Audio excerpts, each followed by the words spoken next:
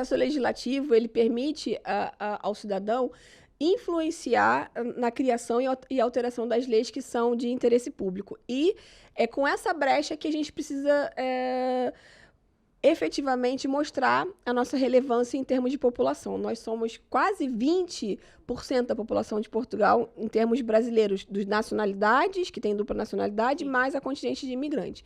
Então, gente, olha só, o 185A, que é esse artigo que a Amanda se referiu, é um artigo para regulamentar de maneira eficiente uma proibição hoje que está na lei que não faz o menor sentido. Como eu falei, existem vários artigos que dão autorização de residência ao imigrante com dispensa de visto prévio.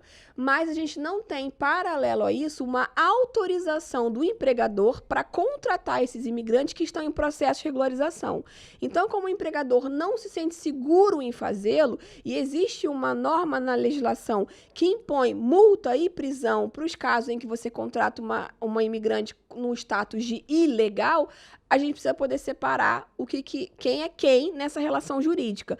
Não é para fomentar o trabalho ilegal, não, muito pelo contrário, é para tornar legalizado uma mão de obra que está em processo de regularização. E sabemos então, que é necessário porque o processo de regularização é muito lento. Exato, e mais do que isso, a economia, ela não é acompanhada em medidas, ela não anda ao mesmo passo que o governo. Então, o governo precisa ceder nesse campo para que o país cresça, a economia floresça, porque já está mais do que provado que Portugal precisa de imigrantes. E o empresariado tem que ter segurança na contratação. Então, a gente realmente precisa entender que desde 2017 existem leis que não têm nada a ver com a manifestação de interesse, mas que regulam as relações com dispensa de visto.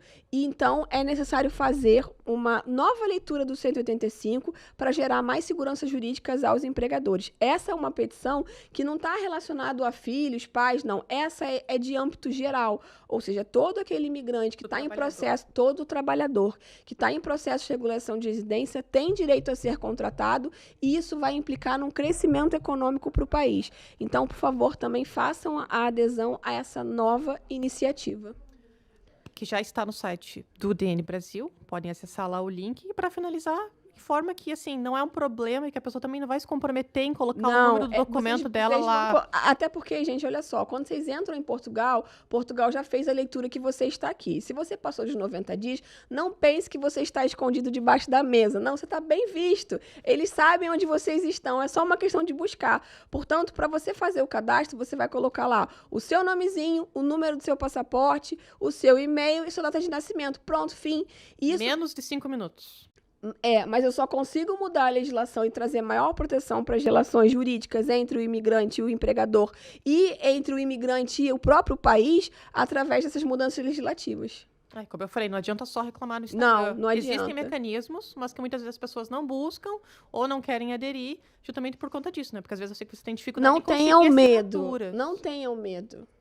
É isso.